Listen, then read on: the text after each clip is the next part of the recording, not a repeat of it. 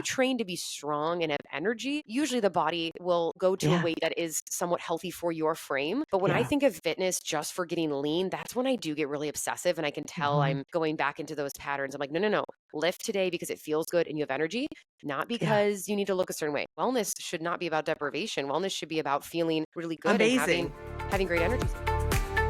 Angie Lee, welcome to the Stop Faking Fine podcast. Thank you so much. I'm so excited and grateful to be here. Oh my gosh, I am so excited to talk all of the things because you are this person that is open and vulnerable and raw and you keep it real. And I think that is what draws for sure the two of us together, where we're like, girlfriend, let's have a real conversation. I remember a while back you were giving a Zoom, like a keynote speech or something, and you literally fell off your chair. I literally fell over. Like, yeah, it was the funniest shit ever. Literally, it hurt. It was so funny.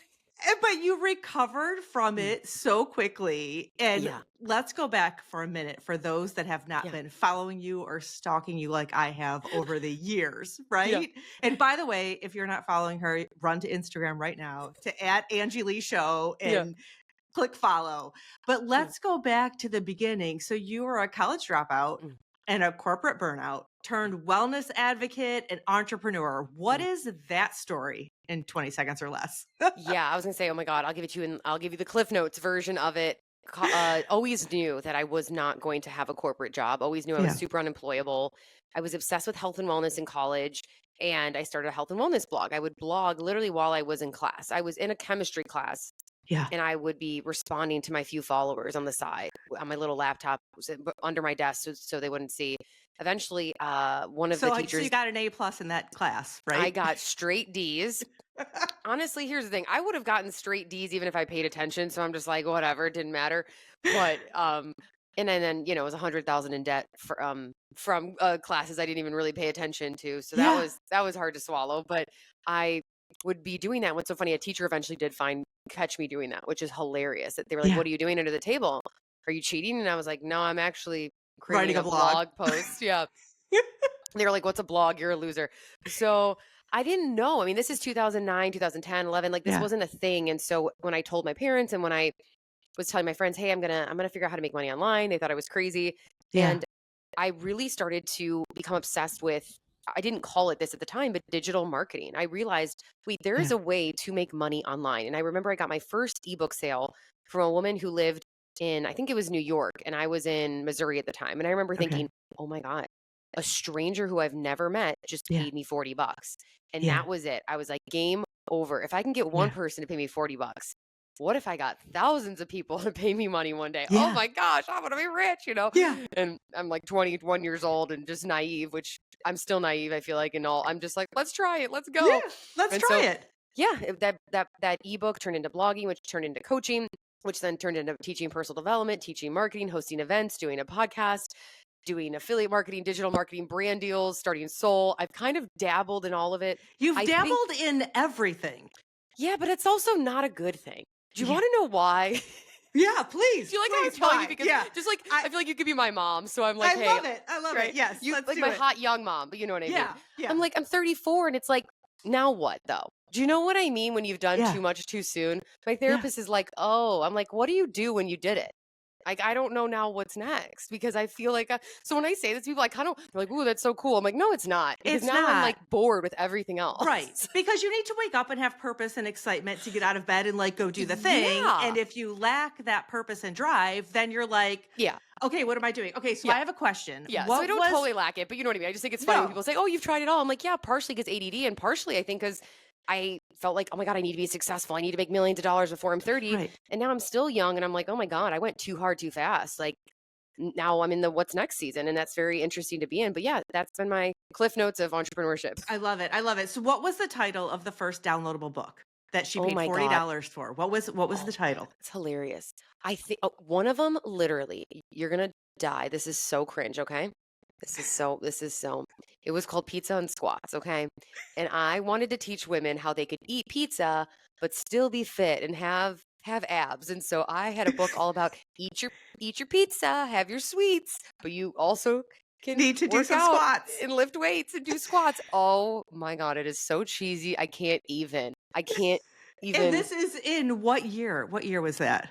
I was 21, so this is 2020, 2011, 2011, 2012. And Yeah. I remember I made t-shirts on like this Etsy store type of thing, and I printed them out, and I had a little event in Chicago where the girls, we were outside because I couldn't afford a venue, and we were Yeah. outside in the park, and I did yoga and I did workouts, and I got a little stage, a little box that I borrowed from some dude, and got my DJ from Craigslist for $40, and I had a little microphone, and I was like, "Yeah, ladies, let's work out. Let's go." And I literally was like, "Welcome to Pizza and Squats." I literally thought it was the Eras tour. Oh, I thought it was the Eras tour. Okay. I thought it was so cool. My mom was like, "Yeah, this is so great." And now I'm like, "Oh my God, I cannot wait to be a parent and watch those cringe moments oh when my my children gosh. do them and just be like, Right? yeah, honey, okay, Right. this Oh, is, you did it. You did a great oh job. God, this is so," and it was great. People loved it, and I was 21. What did, what Yeah, did I, it doesn't even matter, and I love that you like somewhere I read it's that you started with a potato and a makeshift tripod, and you're yeah, already just, like talking about like, oh, I had this potato and we had some pizza and we just sat down and you just. I think the takeaway from that is that you just made it happen. yeah. I'm not afraid to try. I'm not afraid Yeah, to try things. I'm really committed to trying because I rather try things and fail than never do them at all.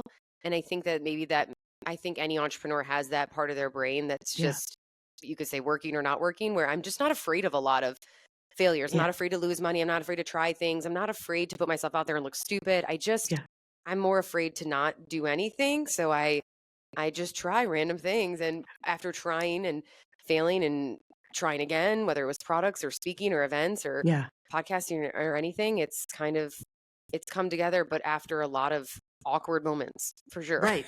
Right. Well, I mean, it's like riding a bike. You don't get on the bike and enter the Tour de France. You get on the bike and you Yeah. fall off or you run Yeah. into a street sign or you do something.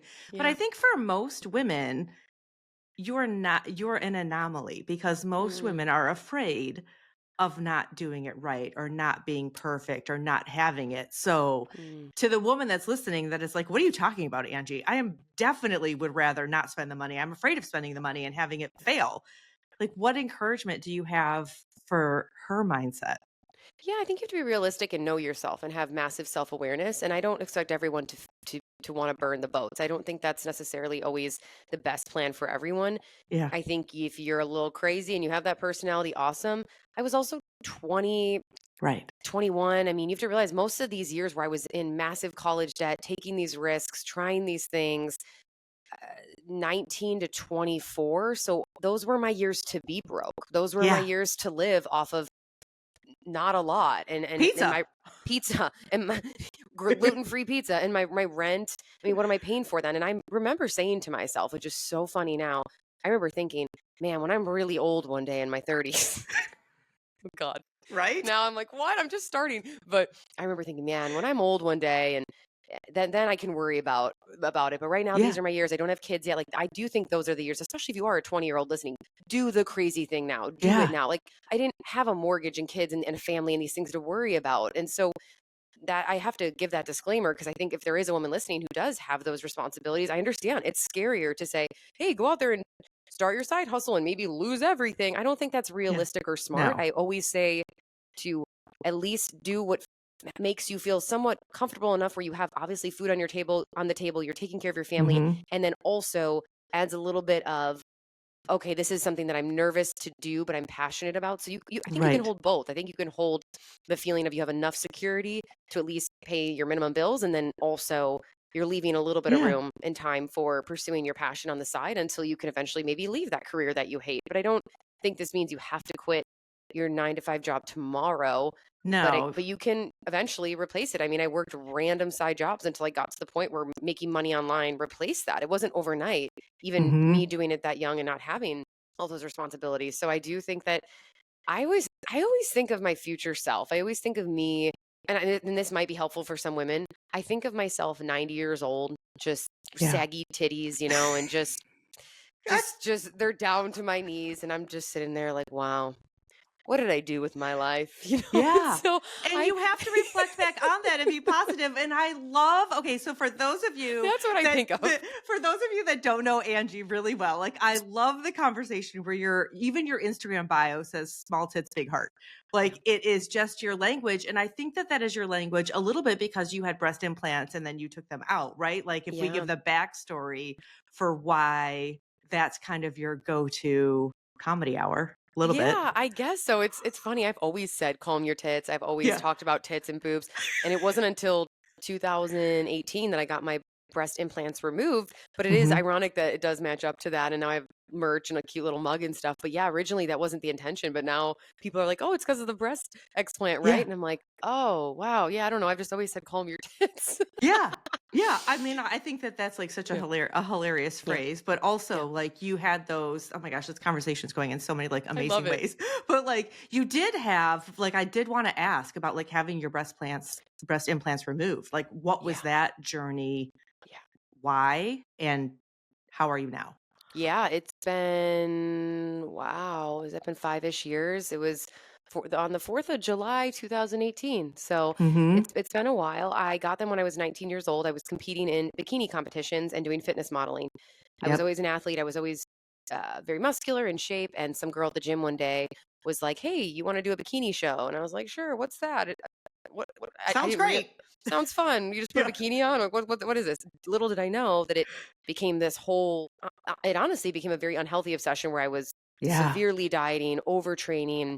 I mean, I had insane orthorexia, which is like obsession with wellness. Yeah. I was on 2 hours of cardio a day, 900 calories. I didn't even eat a piece of fruit for 2 years once. I mean, it was extremely, Yeah. extremely depriving. And I was basically on these severe deprivation diets and workouts for many, many years. And I thought in order to be loved, liked, and approved in these shows, I Yeah. also needed some big Big boobs. boobs. And being a girl who was built more like a gymnast, I mean, I was a gymnast for 15 years. My Yeah. upper body is not, it's lean. It's Yeah. not, I don't have these big jugs. And so Yeah. I thought, Well, I should well, get some. I should get some. And my mom at the time was super sweet, supportive. And now what's so funny is my mom ended up getting hers out as well. And Okay. looks back and we both realized, damn, we wish we could go back to that day and both not make that Yeah. decision, but you live and you learn. And they didn't immediately make me feel sick. So I want to be transparent with people. There are some women who their bodies immediately reject the implant, Yeah. which makes sense. It's a foreign object in Yep. your body. It's made of plastic and who knows whatever the hell is in that saline stuff. So it took about 7 to 8 years until I really started to feel inflamed and I felt like something was off. I felt like I should be feeling better at 27, 28. This doesn't make sense. And it Yep. wasn't until I was talking to some other women who took their implants out and they said it could potentially be your implants. And so I was in a place where I wasn't really in love with them anymore. I felt like they weren't really part of my identity or something that I needed in order to feel complete or happy as a woman. Mhm. And so I took them out. And I remember my boyfriend at the time, I was like, "Hey, I'm gonna take out my implants." And thank God he was such a nice guy. I mean, I would have done it regardless of what he said because it's my body. But he was like, "Yeah, do whatever makes you happy." And it was Yeah. such a beautiful, great process. And I'm really glad I did because I remember the doctor asking me, "Do you want to maintain these for the rest of your life?" Yeah. And I thought, "Oh my God, I never thought of that. I didn't think that I signed You up for didn't. something." You didn't think of that at No, 19 when you walked no. into that. I Yeah. didn't know you were supposed to update them every 5 to 10 years, which means I'm going to get anesthesia another 10, 20 times. Like, that's not, I don't want to do that forever. And so when he asked me that, I thought, oh my gosh, okay, I'm going to get these out now. If one day in the future they invent like, kale filled implants, I would like to see those. 'Kay. cottage cheese, maybe some cottage cheese bags or something you can put in you, organic cottage cheese But balls. like I don't how know. do you feel now Yeah. without them? Well, I Like feel great. I had I'm really grateful for my experience because I have friends who, I mean, I have 50 to 100 friends now who've done it, who every single woman is happy they did it, which is yeah. so cool. I don't have one person I know who has done it who regrets it, but there are a few that it was really hard for them to accept their body after.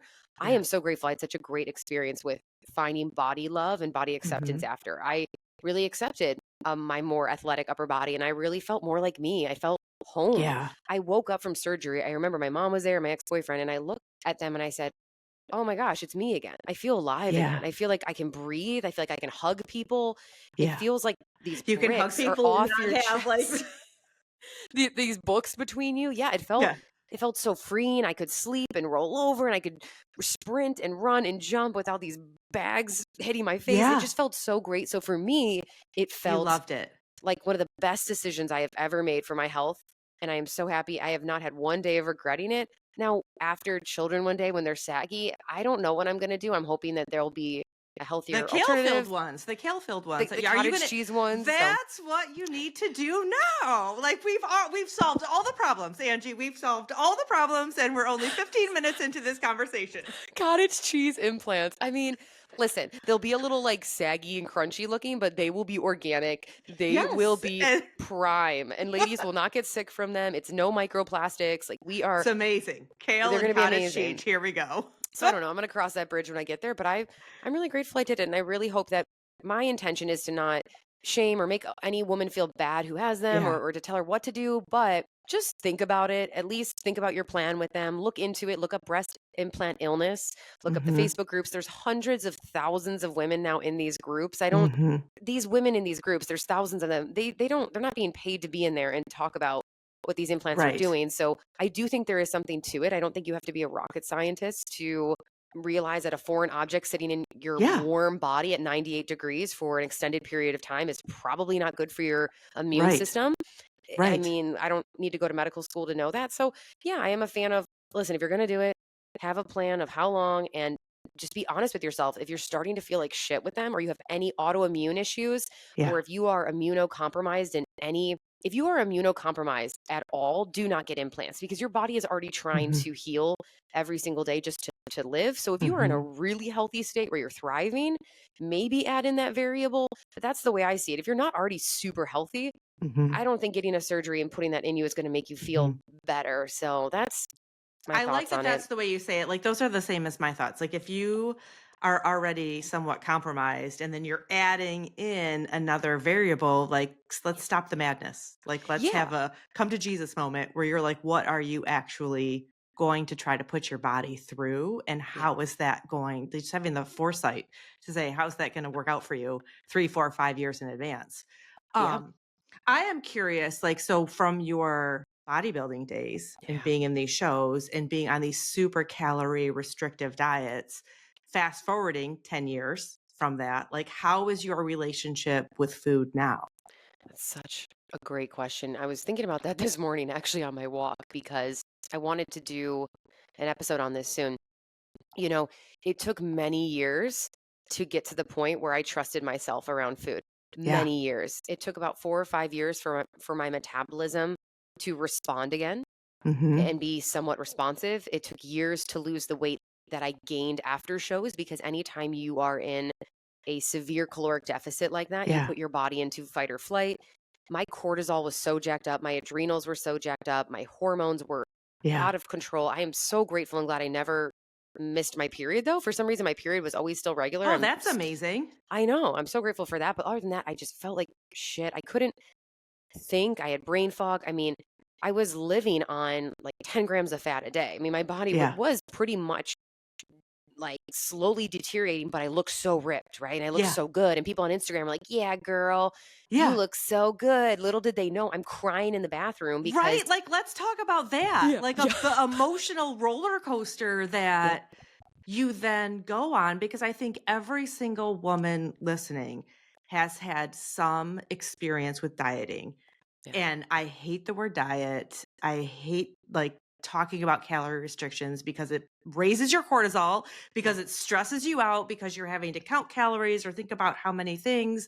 So, how did you yeah, retrain your body and really your mind yeah, after that? Because it's not a switch that you can just flip. We yeah, tell ourselves these stories about, oh my gosh, Angie, if you're going to eat that now, you're going to be fat. You can't have that yeah. whole piece of pizza. Like, how was that experience for you? Yeah, I'm still working on it. I would say I'm Mhm. 90% better than 98% better than I was when I was going through it. But in full honesty, I mean, one of my girlfriends was over the other day and we were talking about this. I was like, dude, I don't think I will ever look at food like Yeah. quote unquote normal person who doesn't know what a macronutrient, carbs, proteins, fat, calories, Yeah. and if I do this, and then if I balancing the blood sugar and the insulin, I know too much. This Yeah. has become crazy. And I think that's where biohacking and counting calories and all of these things can go too far because now I Yeah. see it through the lens of science. And Mhm. that has caused a lot of stress on my body as a woman. And it's a very sad, depriving place to be in when food should be Mhm. something you also enjoy. And wellness should not be about deprivation. Wellness should be about feeling really good and Amazing. having great energy. So yeah, it took many years to repair that. I mean, there was times with I mean, my fiance now, but the men I was with before him, there was always a discussion in every single relationship I've been with of, Mhm. oh my God, will you just have a glass of wine and a piece of pizza? Like, you are Yeah. so obsessed with being so perfect. You are Yeah. so afraid to mess up once. And that's not how it works. It's not like Yeah. you have one bad meal a month and now it's all gone. And I'm still working on that. Me and Clay still talk about it once in a while. He's like, can you at least just, have a bite of this? And I'm like, well, I got to have my chicken breast first, my protein. Like, I still have a little bit of it, but I'm definitely way, way better than I've ever been. But yeah, I had to let go of this feeling of one, looking and being that lean doesn't mean I'm more loved or more successful or more accepted. Like, that's such bullshit. And then I had to Yeah. just slowly incorporate carbohydrates and lowering the intensity of my workouts to tell my body it was safe again. And that took Yeah. so many years. So looking back, gosh, I wish I could tell younger women. And if I ever have a daughter, I cannot wait to have these conversations because I've been there, so I can really be in it Yeah. with her. And just do not start deprivation diets in the first place because once you do it, you Yeah. have now not forever ever, but your metabolism will always be different than a girl who never dieted in the first Yeah. place because you're Yeah. changing how it responds and you're changing your Yeah. immune system. And it's like, man, the amount of I gained so much weight after I was super, super lean so fast. I'm talking Yeah. tons of like water weight overnight, like 20 pounds in a few weeks because my body didn't know how to regulate even water weight A anymore because you're cracker. also Yeah. a cracker because you're also dehydrating yourself before these fitness modeling shoots and Mhm. stuff so you can look dehydrated. It's Mhm. it's so messed up. I am so against the industry. I wish women the best who are in it, but I this is my perspective after doing 10 or so shows, being in that world, Yeah. talking to girls behind stage. I don't know if there is a way to do it healthy. A little bit, Right. sure, flexible dieting, kind of. But as a woman, our bodies are not supposed to, unless this is naturally how you're built, our bodies are not supposed to be Yeah. 8% body fat, 10% body fat all Yeah. year round, always consistently. No, it's Yeah. going to fluctuate. Our bodies are not wanting to be that insanely lean 24/7 unless Mhm. that's how you are naturally built. And And no one is. not a lot of people are, and so No. realizing that, and it just wasn't sustainable. I mean, I had conversations with my family. They'd pull me to the side at restaurants and be like, "Hey, do you have chicken breast in your purse?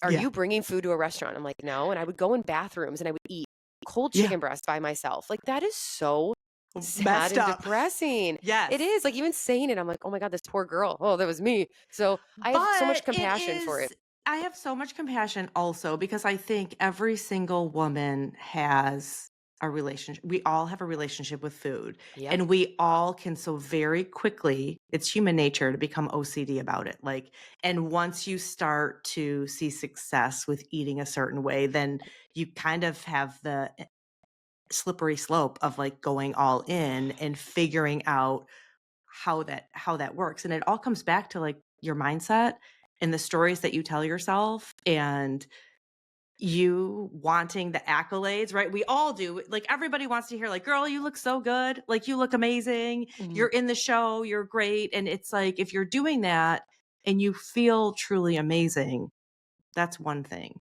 But if you're doing it and you don't, like, here's your words of encouragement, right? We're wrapping our Mm. arms around you. Angie and I are wrapping our arms around you to say, like, listen to the voice in your heart. And also, eating should not be that hard. And so now, like, as you talk about like dieting on that Yeah. strict level, it wrecks your cortisol. It wrecks your metabolism. When I was in college, I definitely went on a huge calorie restrictive diet, like on the verge of being anorexic, as Yeah. skinny as possible because I didn't want people calling me fat. So I instantly took it to the what am I going to do? Well, I'm definitely not going to be fat. I'm going to go to the way other end of all of this and count the calories. If the box of crackers said 4 crackers were a serving, you better damn believe I wasn't having 5.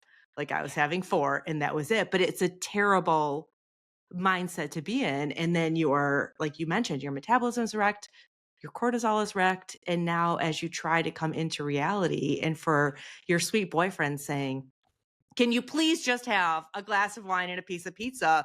You're like, no, no. Yeah. I I can c- remember the day. Oh my gosh. I remember, I guess, I wish I could take me now and go back and talk to her and be like, dude, yeah, get, stop. what are you doing? I remember I was at his house. He went to go to this friend's birthday party, but I didn't go because it was 7 p.m. and I still had to have another 30 grams of protein and do 10,000 more steps. So I was on a walk in the neighborhood and I was so depleted, so malnourished. I mean, even one extra tablespoon of peanut butter would have been a dessert for me. And I was binging peanut butter after shows. I would literally Yeah, like dip noodles with in peanut butter jars. It was crazy. that sounds disgusting. Oh, it's so good though if you're deprived because it's the carbs and the fats. Your body is like, yes. And so I'm on a walk and I can't even fully walk back home because my body is so depleted. And the irony that I'm competing in a fitness show and my body was so depleted that I couldn't even walk anymore. And that's when it hit me. And he came home and he saw me sitting there and my body was like shaking and it got really bad. And then I think I cried on the floor because I was like, I just want a piece of pizza. And Yeah, he was like, yeah, I don't think you should do this anymore. You don't look well. Like, this isn't good. And to yeah, think that people thought I looked so good. And honestly, looking back at the pictures, yeah, I'm lean. I mean, I'm naturally always been fit and muscular. So it's like, yeah, I'm lean, but I don't even look that good. It doesn't even look yeah, that good though. So it's kind of like, what yeah, was the point to get a $10 plastic trophy? Cool. From some creepy dudes who told me I had yeah, a nice butt. Like, I yeah, didn't, what? What? yeah, Oh, yay, $10 trophy. Like, and so yeah. some random girls from high school could be like, wow, girl, looking so fit. Little Right? did they know, no, I'm literally thought my heart was gonna stop because I was so malnourished. When you got into that, what Yeah. was your thought? Like, did you have a goal or were Yeah. you just like, "Oh, that's cool." My goal was to be on the cover of Oxygen magazine, and I wanted to be the next Jillian Michaels. And I thought, this is how I'm Oh, going to start my fitness career. The only way I'm going to have a massive, massive fitness empire and for people to take me yeah, seriously is to be the most ripped girl they know. So I'm going to get so lean, so shredded, be on the cover of Oxygen. And then that's going to open up opportunities for me to open maybe gyms and online programs. I wanted to be the next big Jillian top Michaels. Jillian Michaels and be a spokesmodel for wellness and all this stuff. But once I Yeah, realized that that weight that I was maintaining, I mean, I couldn't maintain. I'm 5'2". I think I was at like 104 pounds or something. I'm naturally like 125-ish now with muscle. Like, that was my, crazy. it's a lot on my frame and I'm short and I'm a small person. Another Yeah, 20, 30 pounds. Like, I did not look well for me and I didn't feel good. So that's the biggest thing with this. If someone's listening, like, that's not fitness and wellness. If you cannot right. even walk around your neighborhood because you are so depleted at 26, 27 years old, there is something wrong. I mean, I Yeah, wasn't doing any salt. So think about this: no salts, no fats, so calorie poor, yeah, like I so depleted in calories. My electrolytes and my heart was literally like, that's what they, I guess, borderline. You're getting to the point yeah, of, it's not full blown anorexia, but your body is literally saying it's shutting down. It's saying we don't right, have salts, we don't right. have, which you need healthy salts. We don't have carbs, we don't have fats, we don't have enough calories, and you're doing sprints, lifting, and Mhm. walking every day. Where are we supposed to pull from? You don't have, there's no You don't have anything reserves. for that. And And it's so sad to think about. I think for now, it's more like the woman listening has a daughter that's on Yeah. TikTok watching all of the crazy diets that are going on and the challenges for the least amount of calories that you can consume in a day and all of this. So, for that mom, what is the advice that you have for her to give her daughter that's watching all of this stuff? And you, as Mhm. for watching someone that you can tell now, like, because I can see it. You can see it because you've been there. So when you see someone that you're like, "Oh my gosh, you are dangerously close to taking this too far." What advice do you Yeah. have for interjecting with compassion? Because of course we've both, like, you know darn well that if someone says, "Girl, you just need to eat a cheeseburger," you're not going to say, "Oh, thanks, Bob. That was the information I was looking for. Thanks for, giving me the opportunity. I'm going to go eat a cheeseburger." So, like, Yeah. what what do you think you could say? Yeah, that's such a good question. And I really want a daughter one day at some point so I can have this conversation because it is really interesting now, this next generation of Yeah. kids growing up because they have social media and TikTok. And I didn't have that necessarily when I was going through this in my early Mhm. 20s. And so I am grateful though that the movement is going more so on strong versus Mhm. skinny and strong versus deprivation. I believe that your children see what you do more than what you say. You could say Mhm. to her, "Girl, you're beautiful," or "Honey, Don't worry what anyone thinks about you. Who cares if the other girls on TikTok look like that or whatever? The Yeah, but boys if at you're at school don't home care. counting calories, that's not going to work, right? Exactly. I think it's you model to your children who to be in the world. And so Yeah. I believe if you're showing your daughter you eating full nutrient rich meals and Yeah. lifting weights and doing things to be strong and healthy and then taking some days off when you don't feel well and not over restricting with any food groups and or pushing yourself in unhealthy ways or using the language when you're in the car and you're just on a ride. I mean, this is when most of our memories as children develop is just basic moments with your Yeah. parents in the car where they're just about to drop you off somewhere and they said one thing and now I still remember it now Yeah. 30 years later. I'm like, wait, what? That's so Yeah. interesting. So I think when you have those small moments of speaking in a healthy way with food, and I think something that I'll have to work on too with my children is, especially women, is like not allowing it to be, oh, you go into your friend's house. Oh, is there pizza there? Oh, no, Yeah. eat your protein first. It's like, oh, okay, how do we have a healthy balance of, okay, maybe Yeah. have a yummy chocolate protein shake first if you want to fill up before you go and have fun there. Live your life, be a Right. kid. And finding that balance, I think, is difficult, but I think you have to model it first because there's no Mhm. other way for this person who is To learn. to learn. I mean, there's no other way than you being a strong woman who's showing what health Yeah. actually looks like. And if she's seen you do some crazy shit in order to maintain your weight, or she sees you always talking about your physical body, like, Mhm. oh, my stomach, or oh, my legs, I'm not lean enough yet, or oh, I wish these were, man, I wish this Yeah. was this, I wish this was that. I Yeah. heard that a lot from my mom. It was always what was wrong with her body when she would look in the mirror, like, oh, Yeah. if only this was like this, or oh, if only. And so I've always been You very, remember that. yeah, I've always been very aesthetically driven because I remember her feeling like, oh, if only I could change this or tweak this or do that. I never remember her really saying, oh, I feel so strong today after that workout, Yeah. or I feel so energized. So I think focusing on energy and strength, because when you Yeah. train to be strong and have energy, you naturally, usually the body will go to a Yeah. weight that is somewhat healthy for your frame. But when I Yeah. think of fitness just for getting lean, that's when I do get really obsessive and I can tell Mhm. I'm going back into those patterns. I'm like, no, no, no. Lift today because it feels good and you have energy, not Yeah. because you need to look a certain way. And when I do Yeah. that, I think it's better for my cortisol, it's better for my body. So Mhm. I think you got to It's better lift for and your train and brain.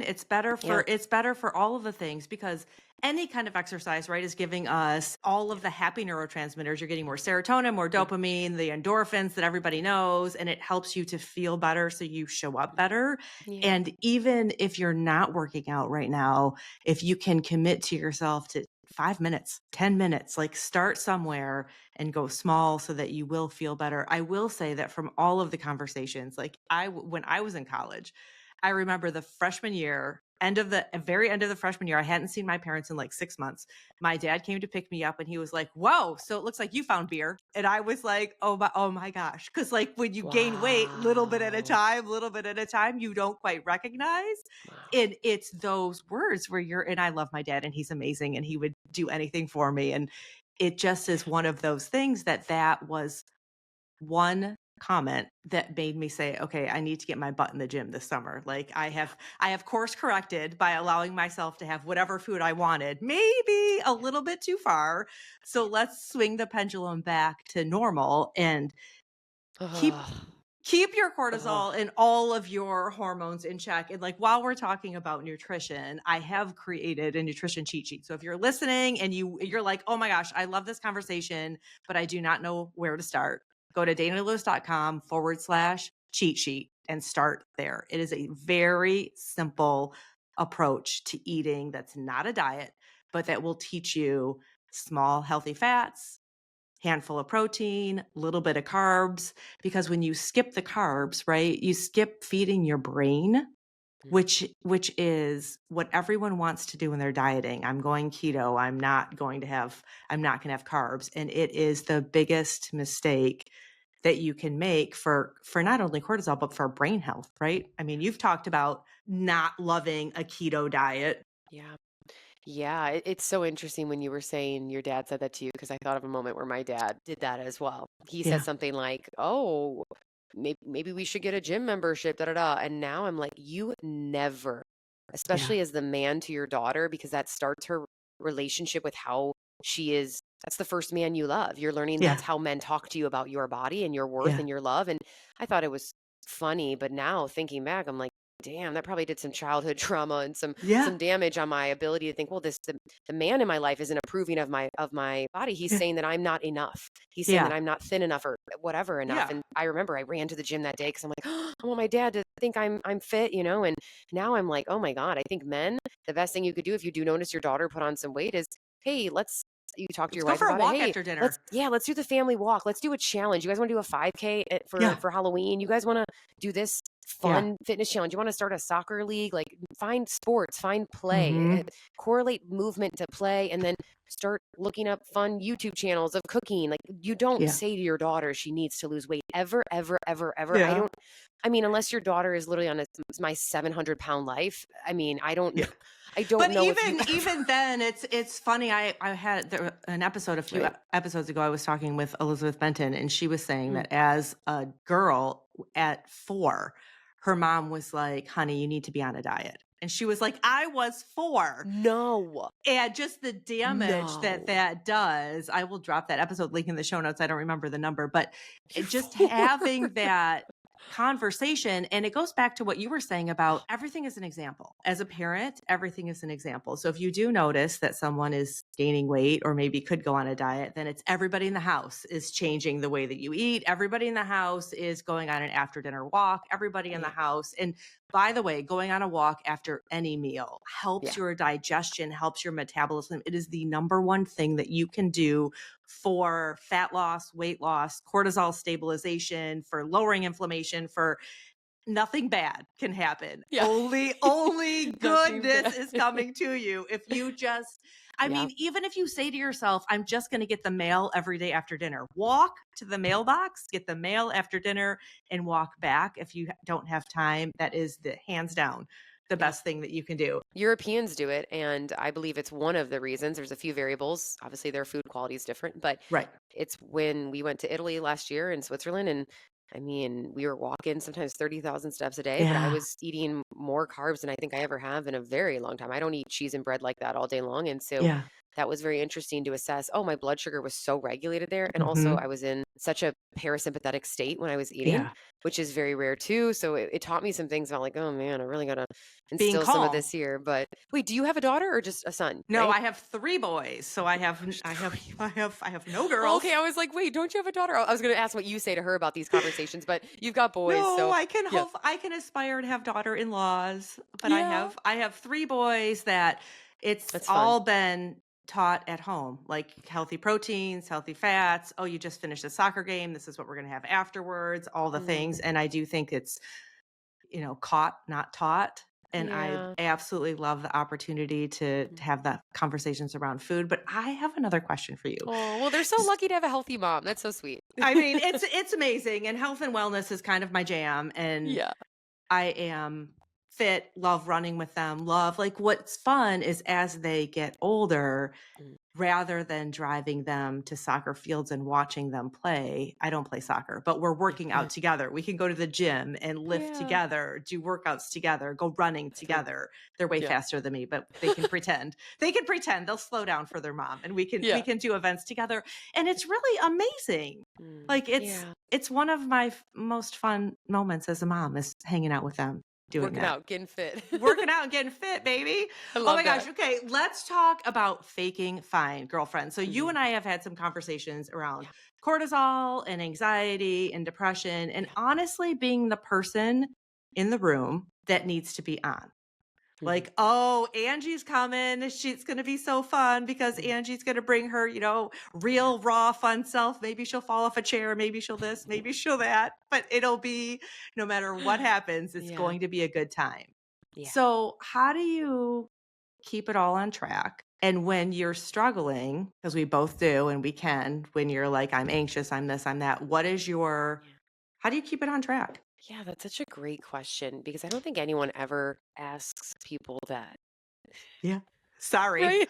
Welcome No. to the Stop Making Fun podcast, Angie. It's so good. That's why I love the title of your show. It's so real because especially when you are someone who is very on, Mhm. very silly. I've always been the clown, very charismatic. It's kind of like it's an identity that you end up taking on, Yeah. which is beautiful. But Yeah. the negative of it, I'm learning now, is if you aren't that person for other people, whether that's your friends, Mhm. family, and or you have to realize that I've made money being that person. That's where I've Mhm. received accolades and you know, admiration and money and achievement, Mhm. and that's where I've That's what you're known recognition, and for. yeah, it's what you get known for. So it's something I'm working on right now, is really figuring out that dance of, okay, I want to show people that yes, I am generally a very, very happy person, but it doesn't mean that I don't also feel sadness or Mhm. depression. And um, that's something that's been interesting for me to dissect, because I'm like, oh, I don't want to share that person though online, because I don't feel like posting that. But then I also don't want girls to think I'm always Yeah. happy. And it's this weird dance that I'm trying to figure out, because I remember the first time I did kind of share, hey guys, I'm in a hard season right now and I'm really feeling it. This Yeah. girl DM'd me and said, there's no way you're ever sad. Yeah. And it was like, "Oh, no." And I don't know why that pissed me off and made me sad at the same time. I'm like, Yeah. "Oh," because I think it was a little bit Because of it's a like, false reality. and it felt like, "Great, cool, I gotta keep it up because I'm not allowed to feel that, right? Because God Yeah. forbid the clown is sad. God forbid Yeah. the clown is sad." And, especially when you are someone who's funny and the comedian, and I think some people know this now because it's been more public with, obviously, Robin Williams and certain comedians who definitely deal with heavy, heavy depression. A lot of, Mhm. obviously, humor comes from pain. Um, it is now, it's become more norm to talk about, but I don't think people realize that sometimes the funniest people are also the people who've experienced the most pain. That's why they're Yeah. funny, is because that's how they process pain, Yeah. right? Like, the Yeah. best comedians in the world, a lot of them had really screwed up childhoods. Like, it's Yeah. not all glamorous and them just sitting there making jokes. So now I am grateful that majority, I would say 98% of my comedy is pure, it's joy. It is not from pain, but a little bit of here and there. Of course, comedy is how I cope. It's how I get by. Mhm. I don't know how I would get through anything without it, but I'm working on that. I don't know how to, as a personal brand, to really show all sides. All I keep reminding myself is that being a woman is about having range, and it's about Yeah. being all of it. And I want to show my future family that. I want to show that mom isn't always on and happy. And Yeah. even my partner, it was the first time he saw me like that. And because he met me as always happy, always on. Yeah. And it was the first time he saw it. So he was like, "Oh, who is this?" And I'm like, "I don't know. I'm meeting a new version of myself too." And so Yeah. I think it's okay to experience the range. And I also think you're not human if you're claiming that you only feel one Mhm. emotion. We're not here to just be happy all the time. We're here to feel it all. And who's to say that happiness is feeling happy all the time? Happiness could also be feeling sadness. So you have the contrast. I Mhm. know really happy moments because I know really, really sad moments. How do you know Mhm. happiness if you don't know sadness? How do you Mhm. know light if you don't know darkness? You So need good. contrast a little bit. So I don't know. I always come back to the word range. Like, I want to be a role model for women. They think, wow, she is a really, really happy person and Yeah. she's not afraid to show some sadness. She has range. I can be extremely Yeah. sincere and serious with you right now. And I'm also such a fucking weirdo and I don't take life seriously at all. So, like, Yeah. it's even hard for me to be serious sometimes because this is so not me. But it's like, I'm like, but no, it's okay. It's okay to be No, both. Like, I love it, and so I it's love the word it's a range, like, I love dance. the word range, like, having range, and it is a Yeah. dance, and you are self-proclaimed weirdo. I don't think you're a weirdo. I think that you're hilarious, and I love just, like, the reality that you Yeah. bring, Mm. and I love the just synergy between you and your hilarious brother. Like, the other day, you were interviewing him on Yeah. Instagram, and you were, like, asking him some really, Yeah. like, hilarious questions about women's stuff. And Yeah. you were He did like well. I am so surprised. I'm like, how does he know what ovulation is? Wow. Okay. That's all right. Well, that's weird.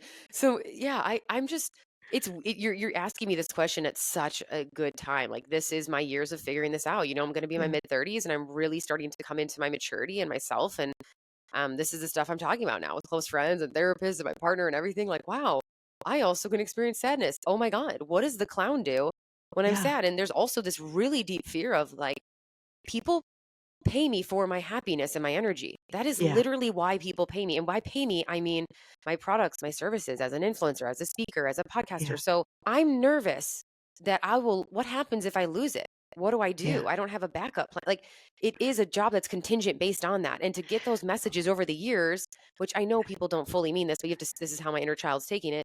I love your energy. I love your energy. Yeah. That's nice. That's so great and all. But you have to realize, after years of hearing that, what happens is now I'm like, oh shit, I am what energy. I what am is what energy. is going to happen if I don't have that anymore? And I remember I called, I think it was my mom one day years ago, and I go, oh my God, did I bottleneck myself? She's like, what do you mean? I'm like, I gave myself the coolest, best job in the world, but also the hardest job, because if I don't want to be on, how am I going to get paid? She Yeah. was like, oh wow, I don't know. I didn't think about that. She's like, but you'll always be you. Just show all of it. It doesn't matter. And I'm like, so much easier to say when someone's not in that job. But I don't know. I'm struggling with it now a little bit because there's days where I don't want to be on stories. I don't want to talk. I don't want to be Yeah. that. I don't want to be that hype girl. So what am I Yeah. supposed to do? Because people know me as the hype girl. I So I don't think that know. this is such though I a don't know. real, and I love this conversation. I love it so much because being the positive person, Positive Polly. the outgoing, everybody, Yeah. like everything's fine, I'm fun, I'm whatever. You can't be on all the time. Every single one of us need range, in your words. Like we need to have the downtime, the reprieve, the ability to recharge. And like when you were in Italy and you bring up the parasympathetic nervous system, because that's when you're recharging, when that nervous system has time to come on, like you need the range, the ebb and the flow of all of the things. And we put this crazy pressure on ourselves to always be on and always be this and always be that. And so it is, yeah, a season. How do you hype yourself up? Like if you were coming on a show that you didn't want to be on and you were like, "Oh my gosh, you're going to do 20 burpees and then get on," or what's your behind the scenes Yeah. hype dance? That's so funny. Usually it's movement for sure. I'll go outside, Mhm. I'll go on a walk, I'll listen to music. I love dance class. I try to go to dance class. I try to think about the things that I'm really grateful and excited about. I do really well when I don't like labels anymore and I'm trying to get away from this label, but when you Yeah. have ADHD or you're neurodivergent in a sense, very driven by dopamine, which is not always Yeah. a good thing, but because then I'm like, oh, I need dopamine to get this done today. Yes, but But you and I'm I, driven by this dopamine. is why I love you. Like, or one of the million reasons, right? Because you're my Yeah. sister from another mister. Like I'm your older sister by a Older lot. sister. But yes, but it is driven by dopamine. I have ADHD. A couple of my kids have ADHD. And so you are, whether you're aware of it, and I don't think ADHD is a label. I think Yeah. it's an opportunity to be aware. It's Yeah. not a bucket that we need to get thrown in. It's saying, okay, so you are driven by dopamine. You need a hit of the dopamine in order to get through that next task. So now, how can you intentionally set up your day so that you have the dopamine? Because if you don't have the dopamine, and I don't know how you are, but if I don't have the dopamine, I'm like, well, then I'm just going to take a nap. Yeah, or Like, scroll yeah. and try to get unhealthy dopamine from scrolling or um, binge watching a show instead of doing the work you need to do or whatever it Mhm. is. I mean, we all find ways to escape, but something I've really been working on is re-regulating my dopamine receptors because I can tell they're off a little bit right now, and so that's something I'm really studying and looking into is how do you reset them? And a lot of it is waking up, getting sun, not seeing your phone. I mean, Yeah. it's not fun. It's not like the fun things we want to do, but you have to reset them, and especially if you have ADHD. So that's something I'm working on. So usually I'll do sunlight and movement. I walk at least 2 hours every day, an hour in the Yeah. morning, sometimes an hour at night. That's where I process. That's where I think of all my creative ideas. Mhm. So I try to do that. I'll amp myself up with music. Yeah. And I think what I'm doing now is I'm allowing myself, as you can tell right now, I'm allowing myself to show up in the ranges where Yeah. before I was not. And maybe that's just part of your 30s as well, is I thought I had to be always really hyper and On. on and loud and da da da because Yeah. that's the girl I was. Well, you get to decide at any moment what your identity is and who you are. Yep. That's bullshit. Oh, that's who I've always been. It doesn't matter. You Yeah. can change who you are. So now I'm like, days where I'm feeling all right. I'm in my luteal phase right now. I'm a little bit more tired. I'm a little bit more grounded. You're hearing a more Yeah. calm version of me. This is who I am on cycle day 25. So this is Yeah. who I am. Yeah. Now we do this in a week in ovulation, and I might be like You're hype screaming and girl. woo, yeah. So, but it is where I'm at, and so maybe You might showing fall off your women, chair. yeah, I'm still waiting for you to fall off your chair. Like when are we going to get to the point where you fall off the chair? It's like, right? But it's like when we're trying to be perfect and show other women, only one side of us, then I'm not really giving women the true yeah. depiction of womanhood and of range and of uh, being it all and having it all. And if that's my mission with my brand is like I'm silly and I'm successful and I'm weird and I'm serious, I'm all Yeah. these things. And I think me only showing my audience me when I'm perfect and on and happy and hyper is that's unrealistic. And then it's also Right. setting the standard that that's who they have to be. So maybe they get to hear me like this, Yeah. where there's episodes where I can tell what part of my podcast I can tell where I'm at in my cycle. I'm like, oh, I'm ovulating here, and then here, oh damn, she's like day before your period. I'm mad. I'm a little bit more angry. You can hear my like anger coming through. You're coming in hot. Like And what's here's so what you need to funny, do. what's so funny is people actually like it because I've been struggling a little bit with like some PMDD, which is like Yeah. post or pre Yeah. menstrual like anger and stuff. Mhm. And what's funny is that's when I'm like ruthless on my stories. I'm like, guys, this is this and this is bullshit. People love it. They're like, we love Yeah. luteal phase Angie. I'm Yeah. like, wow. Oh, Yeah. interesting. Because I get nervous and I'm like, oh, I need to delete this story. Like, what if this is too much? What if Yeah. I don't want women to know I also have this side of me because I'm the nice girl Right. next door. And then I'm all like, wait, actually, my Isn't friends it so funny my friends though? see Like, all sides of me, so yes. why can't they see all sides of me? When you put something on social media and then right after you hit post, you're like, should I have done that? Was that too far? Should I take it down? And then you get the dopamine hit by other people saying that was good, that was good, that was great. And you're like, oh, that all worked out. I mean, Totally. you and I are Too. both obsessed with the whole dopamine, chasing endorphins. How do you show up at your absolute best? And everyone on this podcast knows that I'm obsessed with the gut brain connection and the gut and the microbiome and my happy juice that helps with dopamine and helps with norepinephrine and all those happy neurotransmitters. And that's one very valid way to go about regulating your mood and helping yourself show up so that you can have range and you can show all of the different things. But for this podcast, I love sharing all of the tools, the tips, and the strategies because as women, or maybe just as human beings, sometimes we want to attach ourselves to like, what is the answer? What is the answer? And it's not the answer. It's what tools do you have at your disposal to be the range of person that you want to be able to show up for. Walking, yes. Sunshine, yes. Happy juice, yes. Eating well, yes. But you and your brother started Soul, a CBD business. And what made you decide to go into this? I really kind of want to take a deep dive, if you will share why, what made you start doing that, and what's it for? Like, what's it do for you, Angie? Yeah. Gosh, has it been 7 years now? It's Yeah. been a long ride. A long ass ride of Yeah. birthing Soul into the world. It's been ups and downs, and now it's doing extremely well, but it's been a lot. And basically what happened is my brother was a professional athlete and he was using CBD for pain management. He was a fighter, so his body was always in pain. He had an autoimmune condition. He has Lyme, and so he was really, really struggling with pain and autoimmunity. And I was using it just for general anxiety, PMS. I was becoming obsessed with studying alternatives for period cramps because I used to have gnarly cramps. I'm talking blacking out in bathrooms, puking, like horrible the first 45 minutes of my period. It was so bad. So I was popping Midols, and then I got really crunchy and started studying what could help. And one day some friend was like, hey, you should do this THC CBD blend. It helped. And then I was like, oh, interesting. I wonder if I could do a blend that I wouldn't get high. What is just CBD? So him and I came together and we both loved the plant. It's extremely medicinal. And what's great about CBD is there's no toxicity level. You could literally drink our entire 1,500 milligram tincture bottle. Okay. You're going to get maybe sleepy. You're not going to die. You cannot say that about pharmaceuticals down the street at CVS. You can't say that. You can't say that. And I became obsessed with CBD, the cannabis, the actual plant, when my husband was diagnosed with cancer. When he was diagnosed with cancer, I was the crazy person literally smuggling cannabis into the hospital and telling him like, take this. And he was like, Dana, you're going to go to jail. And I was like, but you're going to live, and then I'll go to jail and it'll be fine. But I know enough.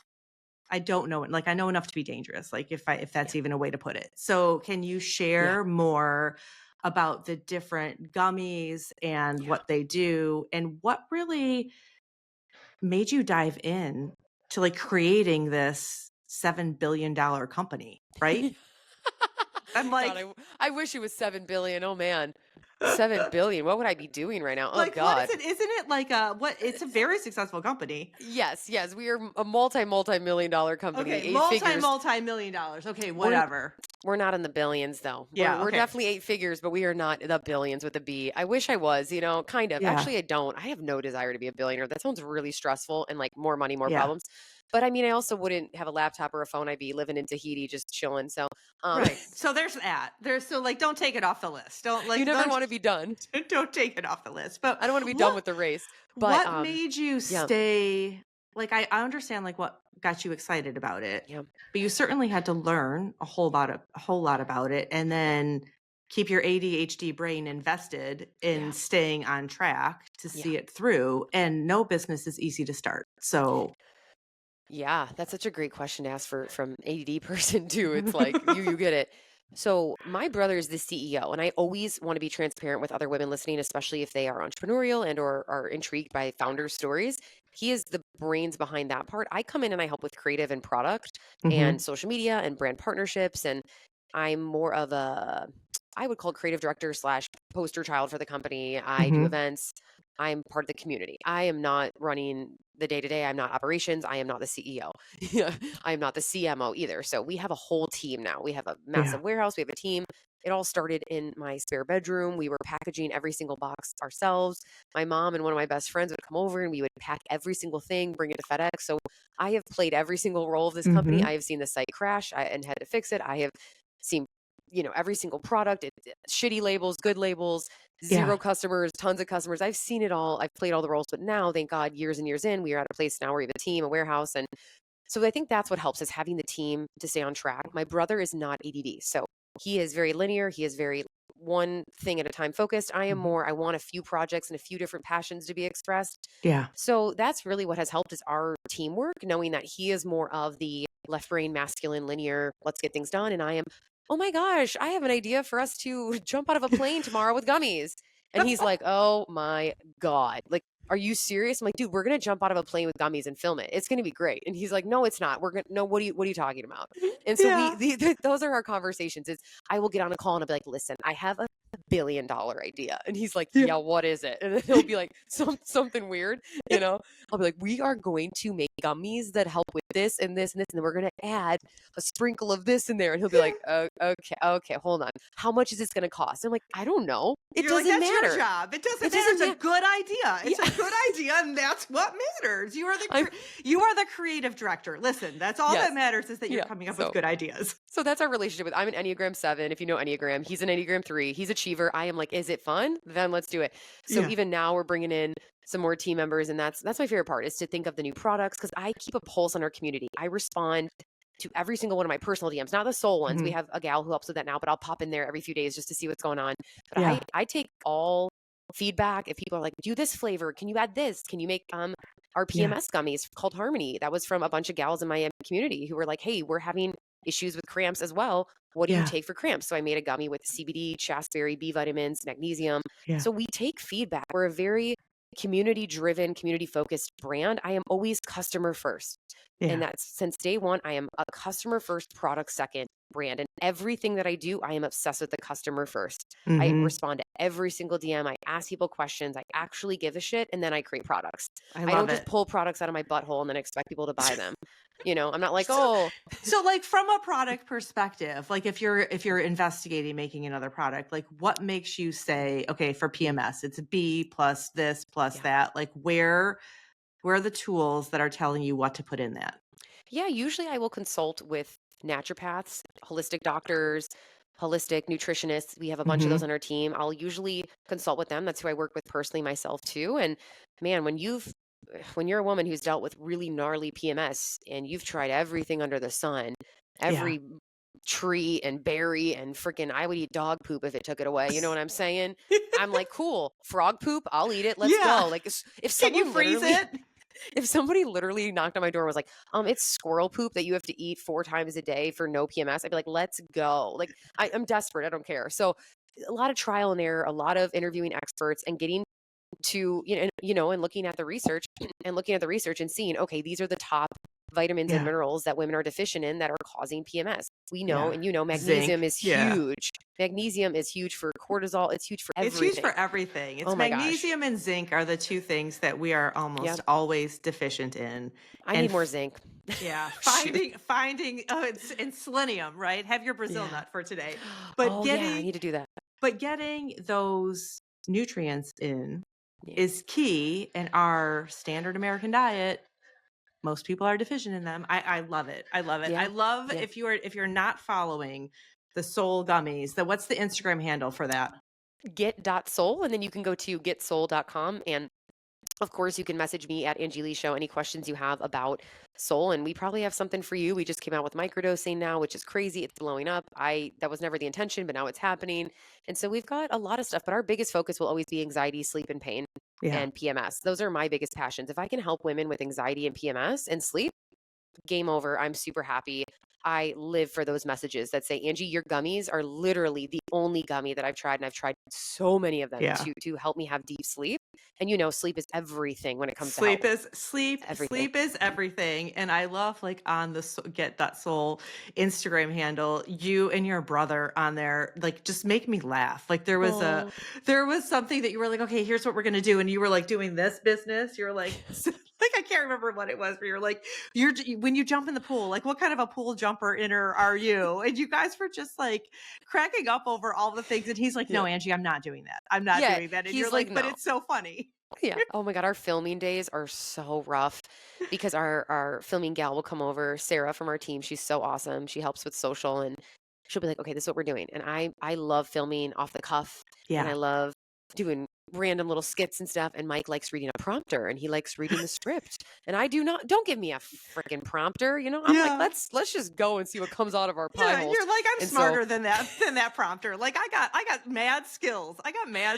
Let's But when go. we have to record ads, we do have to sometimes like memorize lines to a certain point, and it's really, really hard for me to memorize lines. Yeah. I'm very good at speaking on stories and impromptu, and like this right now, this is Yeah. conversational.